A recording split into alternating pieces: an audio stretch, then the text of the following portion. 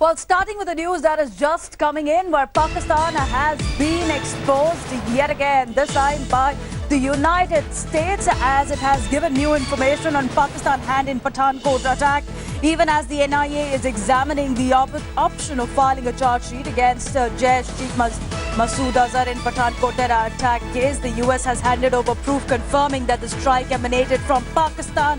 Kamalji joining us with more details. Yes, Kamal. Well, at this point of time, this is obviously a shot in the arm for the investigators. Remember, they were looking for the technical proof, and it's been some time that those evidences were shared with United States. Now they have got back and they have confirmed what India has been saying all along, that Al Rahmat Trust and the site which has been run from at least two of the websites in Pakistan. Obviously, the links have emerged that they're clearly being operated from Pakistan.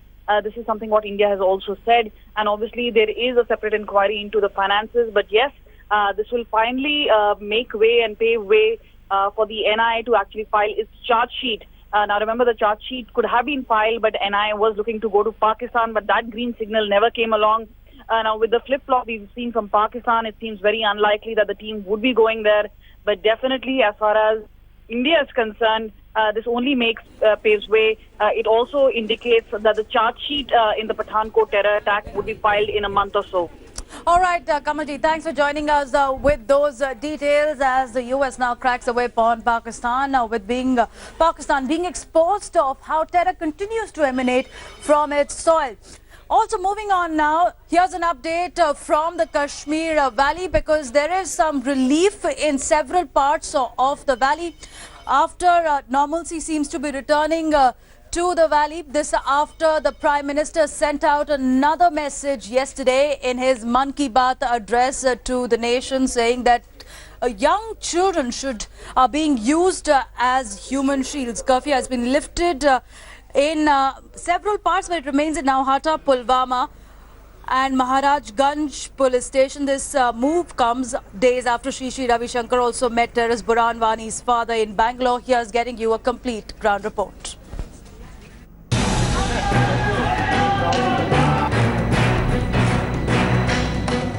"51 days after protests broke out in Kashmir, a major outreach by the Prime Minister for the wounded valley.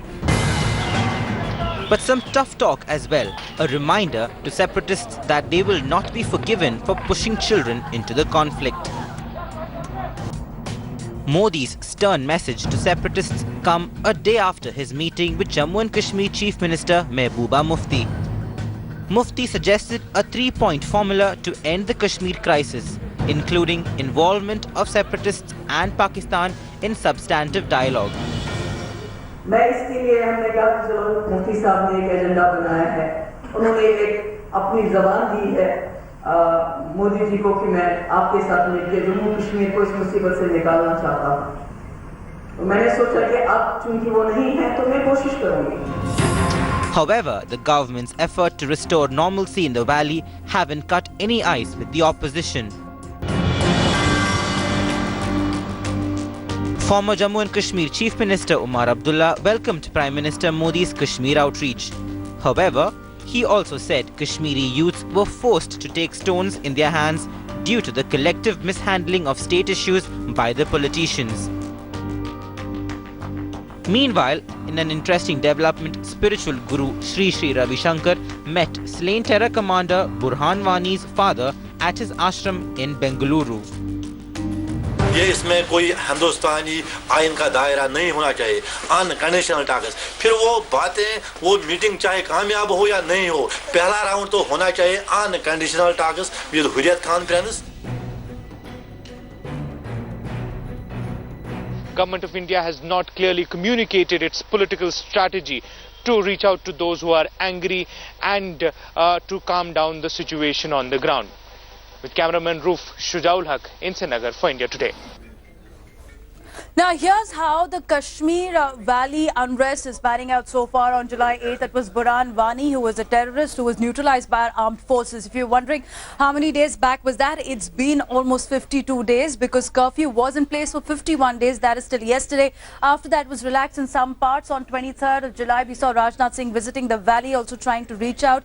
This was his first visit. August 10th is when Prime Minister first took note of the situation, invoking Vajpayee's policy. This is where the opposition has said there has been delay in reaching out to the Kashmiri youth from the Prime Minister's side. Now, August 10th was the first time that the Prime Minister gave out that message. 12th of August is when he called for an all-party meet as well. After that, it was a fast-moving development because on August 22nd is when the Prime Minister met the delegation of the oppositions as well. On August 23rd, BSF was deployed in the valley after 2004. 27th is when Jammu and Kashmir Chief Minister Mehbooba Mufti also met the Prime Minister. That is this weekend, and we saw the radio address of Man Ki Baat in which the Prime Minister once again mentioned Kashmir in his radio address. Once again, the opposition has claimed that that has been after much delay, could have been done before that, but now since the curfew has been relaxed in many parts of Kashmir, here's what Pakistan is up to. Now, Nawaz Sharif has named 22 MPs to rake up Kashmir issue at the United Nations. This development happened on the weekend. Now, earlier also we've seen Nawaz Sharif raising Kashmir issue at the United Nations and the International Platform in General Assembly on 30th September 2015 is when Nawaz Sharif tried to pull off that stunt. Earlier than that, 18th October 2014, Pak PM's advisor Sartaj Aziz also tried to speak to UN chief in an attempt to internationalize Kashmir issue. Before that, in September, Nawaz Sharif raised K Bogi at 69th session of UN General Assembly. 2nd October 2012, Pak envoy Raza Bashir Tarar in UN General Assembly calls for JNK as an integral part of his country. 28th September 2010, Pak Foreign Minister tries to internationalize Kashmir issue. So, Pakistan is playing the old script again. Maha Siddiqui is joining us on the story. Maha, let's keep this in context with Manohar Parikar's visit also to the United States, where India attempts to counter Pakistan's entire move of raising K Bogi at the UN. What are the details that you're getting? Because India has sent out a clear signal. Kashmir is an internal issue. Do not meddle.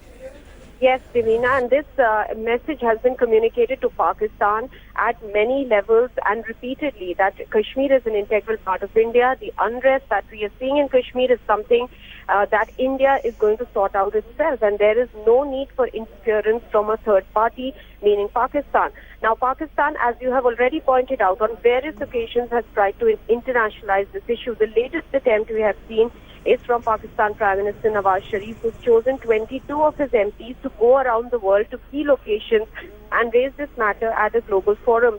But once, Maliha Lodi, Pakistan's representative at the UN, tried raising this at the United Nations, and she got rebuffed from India when India's permanent representative, Syed Akbaruddin, got up and said that Pakistan uses terrorism and as a veil they couch their intentions as standing up for human rights and self-determination of Kashmir, but their real intent is that they covet another territory, which means clearly that Pakistan is eyeing Kashmir, and that is why it is pushing in terrorists. So Pakistan has got a reply from India once at the international forum.